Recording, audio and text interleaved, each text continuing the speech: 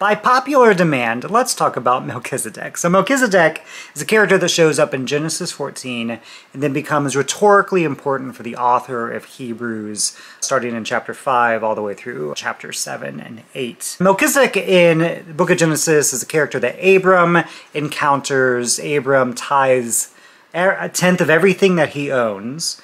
Melchizedek comes out of Salem, which is going to be associated with Jerusalem, gives out bread and wine, is a priest for El Elyon, this Canaanite high god, which then Abram takes to mean Yahweh. Then basically disappears from the scene from the Hebrew Bible, the Old Testament, the Tanakh.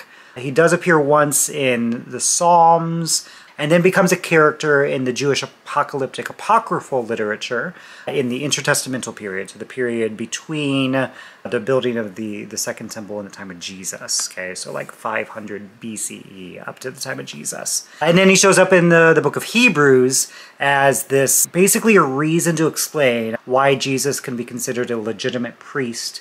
Since Jesus is not a Levite, he comes from the tribe of Judah. For the Old Testament, the Tanakh, Melchizedek doesn't play much of a role. In Jewish thought, he is this character that serves a couple different purposes. One, it gives an excuse for the Maccabeans who set up their own priesthood to say, yes, we realize we're not Levite, but we hearken back to this even older priest.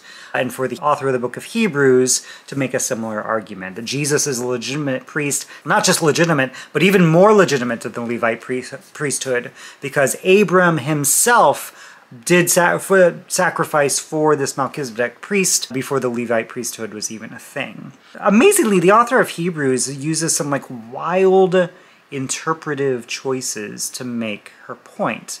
That in Genesis, Melchizedek doesn't have father, mother, sort of pops into the scene, is never said to die, and based off of that very shaky logic by modern standards, says see, Melchizedek is basically eternal, timeless, their priesthood never ends, they have no genealogy, Jesus is the same way.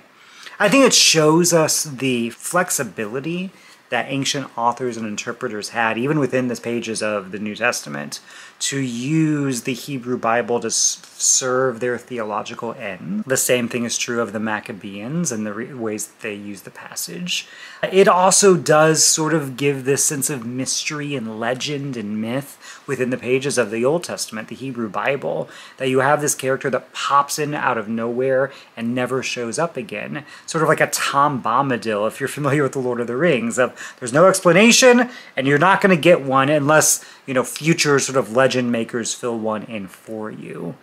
My point in all of this is to say that the sort of rules, regulations that we put around scripture interpretation today, they're good, they're necessary, we need them, and also ancient writers weren't using those same rules and we shouldn't expect them to.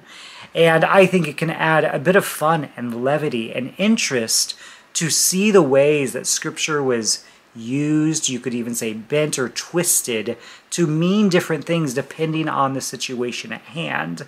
And to get so fixated on original intent, though a completely valid thing to do, wasn't the only option available to interpreters of ancient texts.